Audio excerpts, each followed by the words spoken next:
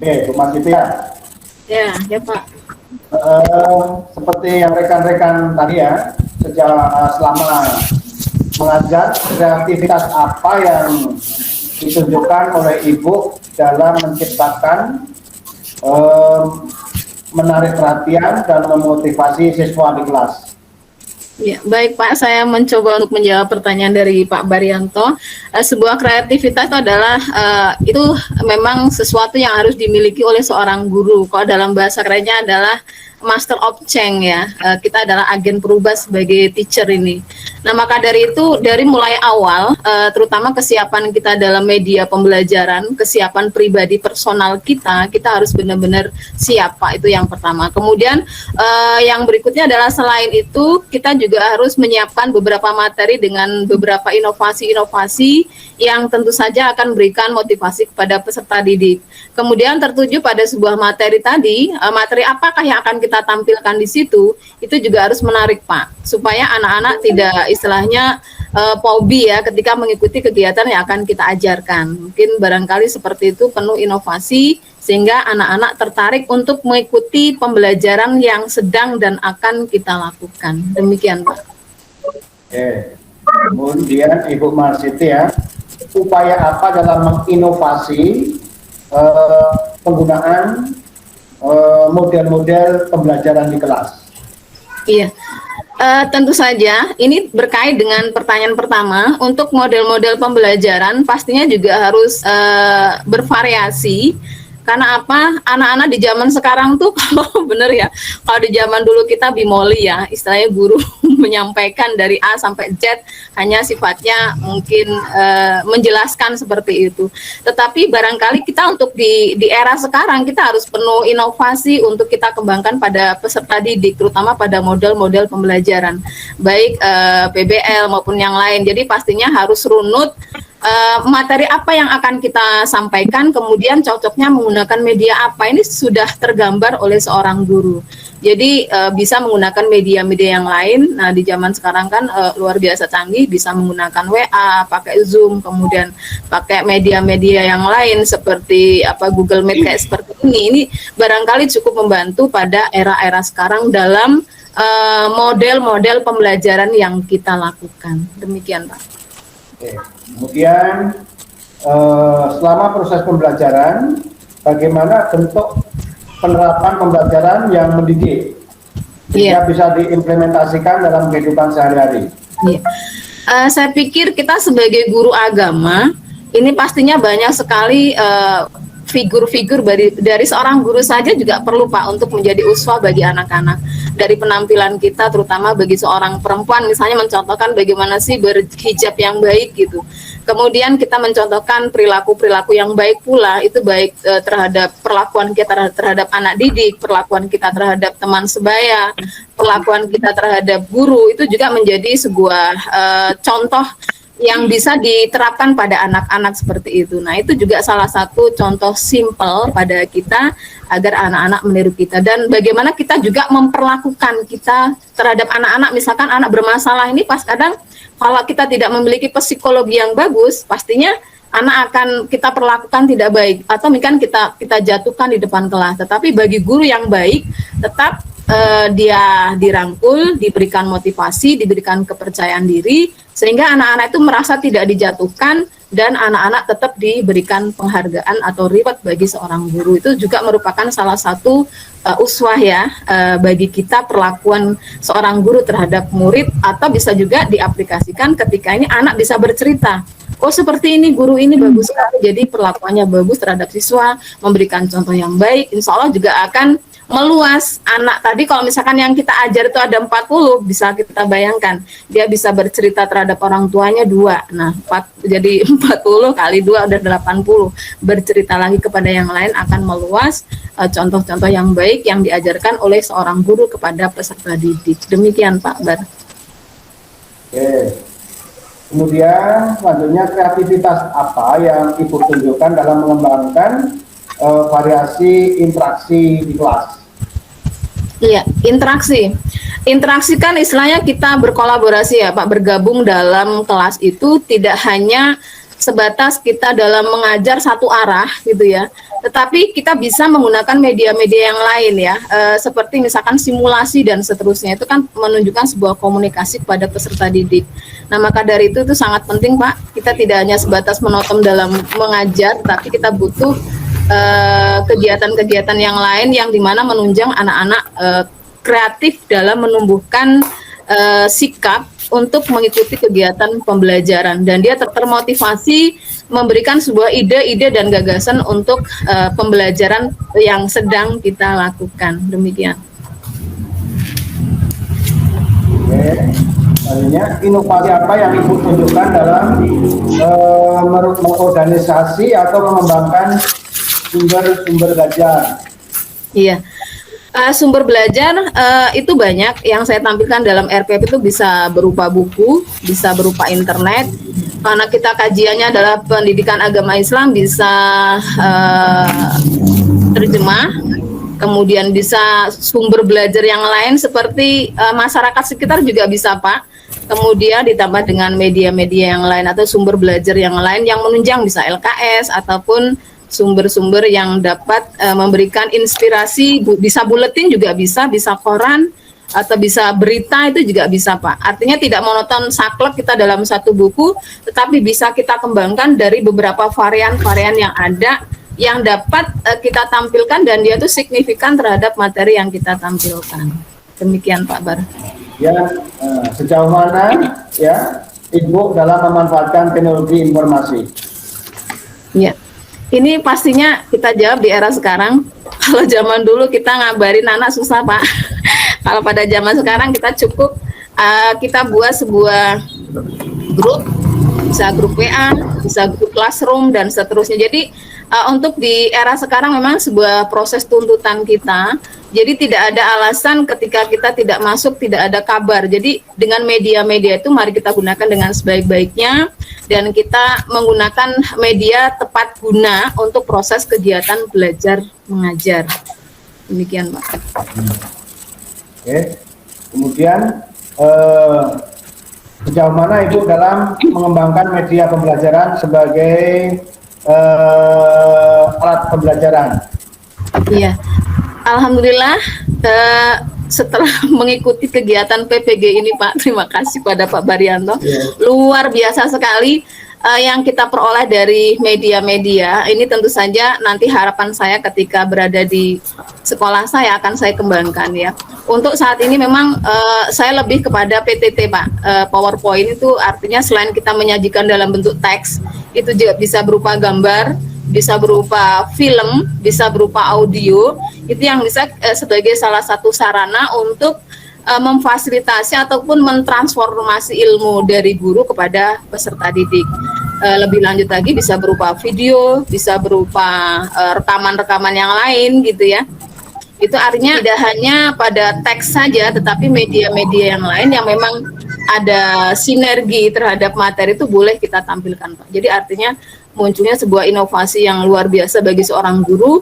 Dia tuh termotivasi bagaimana materi ini seperti ini, besok seperti apa. Nah tuh media-media sudah kita siapkan dari sebelum kita melakukan proses KPR. Oke. Kemudian bagaimana cara membangkitkan berpikir kritis, Bu? Iya. Berpikir kritis, ya ini pastinya kalau pada materi yang cukup menarik itu biasanya ada sebuah tampilan Pak dari beberapa materi, kadang itu di situ menimbulkan anak bertanya apa sih sebenarnya pokok kajian, atau kita membuat media-media di situ apa sih yang akan disampaikan gitu. Nah maka dari itu kita harus benar-benar menyediakan media-media yang diharapkan anak tadi dapat berpikir kritis. Sebenarnya apa yang akan disampaikan, kemudian nanti endingnya apa ya gitu ya. Itu akan kita buat menarik apa sebenarnya yang akan disampaikan oleh Dewan Guru. Ya Pak. Seperti yang rekan-rekan tadi ya, selama mengajar, kreativitas apa yang ditunjukkan oleh Ibu dalam menciptakan menarik perhatian dan memotivasi siswa di kelas? Ya, baik Pak, saya mencoba untuk menjawab pertanyaan dari Pak Baryanto. Sebuah kreativitas itu adalah itu memang sesuatu yang harus dimiliki oleh seorang guru. Kalau dalam bahasa kerennya adalah master of change ya. Kita adalah agen perubahan sebagai teacher ini. Nah, maka dari itu dari mulai awal, terutama kesiapan kita dalam media pembelajaran, kesiapan pribadi personal kita, kita harus benar-benar siap Pak. Itu yang pertama. Kemudian yang berikutnya adalah selain itu kita juga harus menyiapkan beberapa materi dengan beberapa inovasi-inovasi yang tentu saja akan memberikan motivasi kepada peserta didik. Kemudian tertuju pada sebuah materi tadi, materi apakah yang akan kita tampilkan di situ, itu juga harus menarik Pak, supaya anak-anak tidak istilahnya hobi ya ketika mengikuti kegiatan yang akan kita ajarkan. Mungkin barangkali seperti itu, penuh inovasi sehingga anak-anak tertarik untuk mengikuti pembelajaran yang sedang dan akan kita lakukan. Demikian Pak. Oke. Kemudian Ibu Marsiti ya, upaya apa dalam menginovasi penggunaan model-model pembelajaran di kelas? Iya. Tentu saja ini berkait dengan pertanyaan pertama. Untuk model-model pembelajaran pastinya juga harus bervariasi. Karena apa? Anak-anak di zaman sekarang tuh kalau bener ya, kalau di zaman dulu kita bimoli ya, istilahnya guru menyampaikan dari A sampai Z hanya sifatnya mungkin menjelaskan seperti itu. Tetapi barangkali kita untuk di era sekarang kita harus penuh inovasi untuk kita kembangkan pada peserta didik, terutama pada model-model pembelajaran, baik PBL maupun yang lain. Jadi pastinya harus runut materi apa yang akan kita sampaikan, kemudian cocoknya menggunakan media apa, ini sudah tergambar oleh seorang guru. Jadi bisa menggunakan media-media yang lain. Nah di zaman sekarang kan luar biasa canggih, bisa menggunakan WA, pakai Zoom, kemudian pakai media-media yang lain seperti Google Meet kayak seperti ini. Ini barangkali cukup membantu pada era-era sekarang dalam model-model pembelajaran yang kita lakukan. Demikian Pak. Oke. Kemudian selama proses pembelajaran, bagaimana bentuk penerapan pembelajaran yang mendidik sehingga bisa diimplementasikan dalam kehidupan sehari-hari? Iya. Saya pikir kita sebagai guru agama ini pastinya banyak sekali figur-figur dari seorang guru saja juga perlu Pak untuk menjadi uswah bagi anak-anak. Dari penampilan kita terutama bagi seorang perempuan misalnya mencontohkan bagaimana sih berhijab yang baik gitu.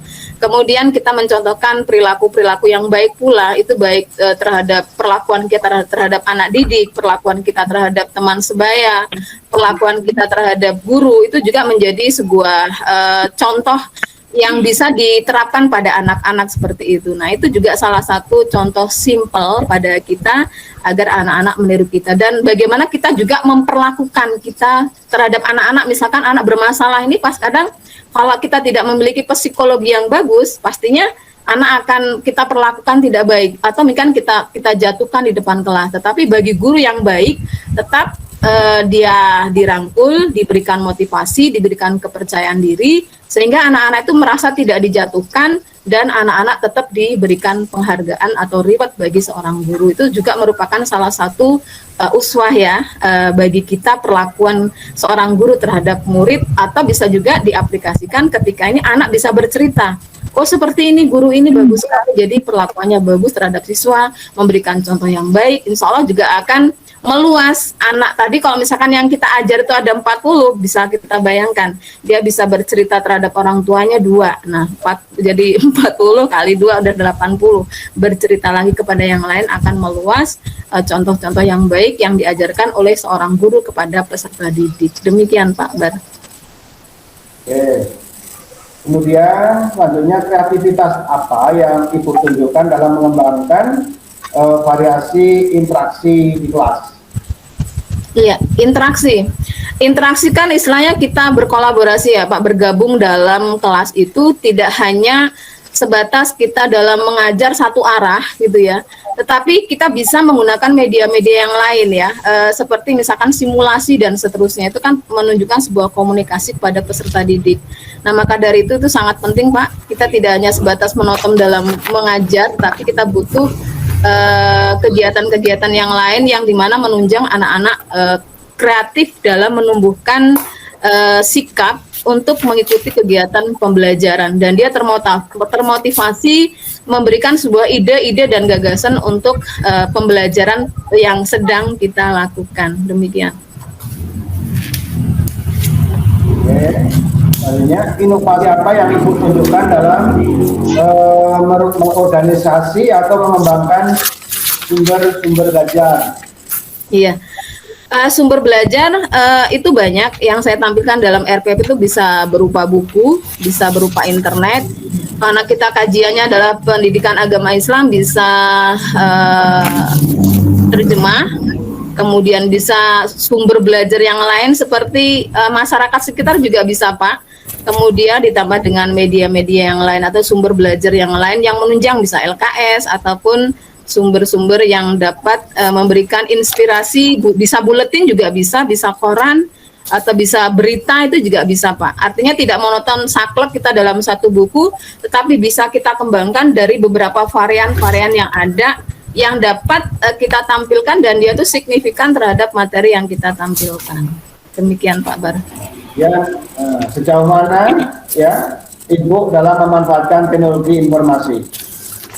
Ya. Ini pastinya kita jawab di era sekarang. Kalau zaman dulu kita ngabarin anak susah, Pak.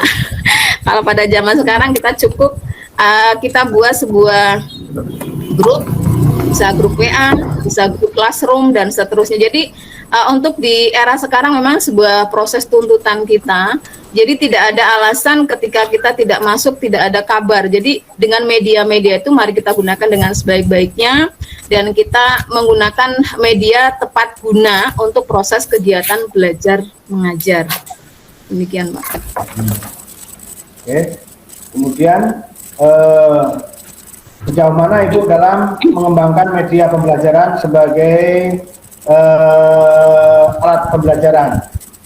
Iya.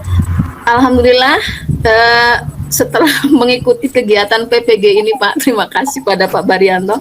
Luar biasa sekali yang kita peroleh dari media-media. Ini tentu saja nanti harapan saya ketika berada di sekolah saya akan saya kembangkan ya.